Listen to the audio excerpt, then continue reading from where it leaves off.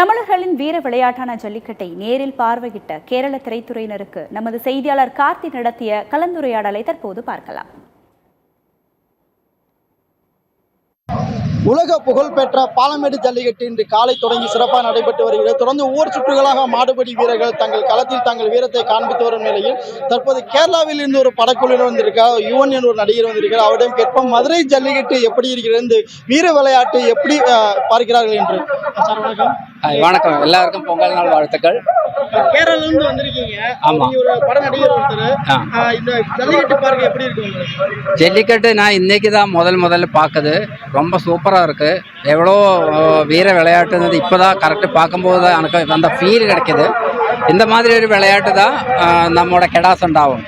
அது கேரளாவில் வந்து தங்கி 3 இயர்ஸாக மதுராவிலே தங்கி ஒரு கெடாவை எப்படி வளர்த்த வேண்டியது, எப்படி கெடா சண்டைக்கு ரெடி பண்ண வேண்டியது, கெடா சண்டை பண்ணியதுக்கு அப்புறம் எப்படி அதை ட்ரீட்மெண்ட் பண்ண வேண்டியது எல்லாமே படித்து தான் பண்ணியிருக்கோம். ஜல்லிக்கட்டு இப்போ நீங்கள் பார்த்துருப்பீங்க. ஜல்லிக்கட்டு வந்து என்ன ஃபீல் பண்ணுறீங்க? இவ்வளோ மதுரை இவ்வளோ பெரிய வீர விளையாட்டுன்னு நான் இப்போ தான் ஃபீல் பண்ணது. அதுக்கு பின்னாடி எவ்வளோ எஃபர்ட் இருக்குதுன்னு எனக்கு ஃபீல் பண்ணது. இப்போ ரொம்ப சூப்பராக இருக்குது. நம்ம பார்க்குறதுக்கு சூப்பராக இருக்கும். ஆனால் அவருக்கு உள்ள எவ்வளோ வீரம் இருந்தால் தான் அந்த மாடுக்கிட்ட பக்கம் கூட போக முடியும். நம்மளுக்கிட்ட அந்த மாடுக்கிட்ட பக்கம் கூட போக முடியாது. அவர் எவ்வளோ ட்ரெயின் பண்ணி தான் அந்த மாடுக்கிட்ட பக்கம் போகுது, பிடிக்குது. அதுக்கு எல்லாமே ஒரு தனியாக கத்து வேணும். மதுரைக்காருக்கு கத்து கொஞ்சம் ஜாஸ்தின்னு நினைக்கிறேன் நான்.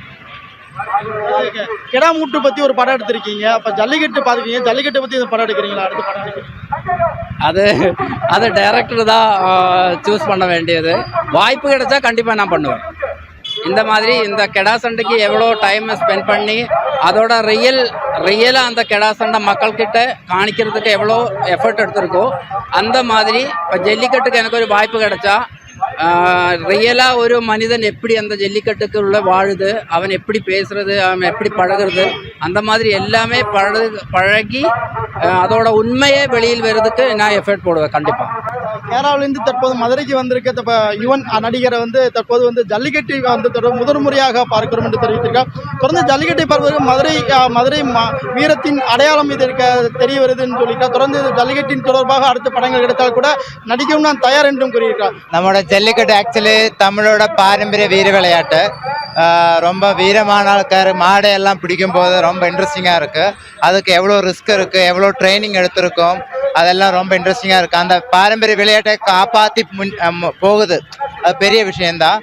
கண்டிப்பாக இந்த மாதிரி விளையாட்டெல்லாம் நம்மளை இன்டர்நேஷ்னல் லெவலில் நம்மளோட பெருமைப்படுத்துகிற மாதிரி வந்தால் தான் நல்லாயிருக்கும். அதுக்கு ஒரு மூவி இப்போ நம்மளோட வெற்றிமாறன் சார் பிளான் பண்ணிகிட்டு இருக்கு. அது விரட்டுன்னு தான் நான் விஷ் பண்ணது.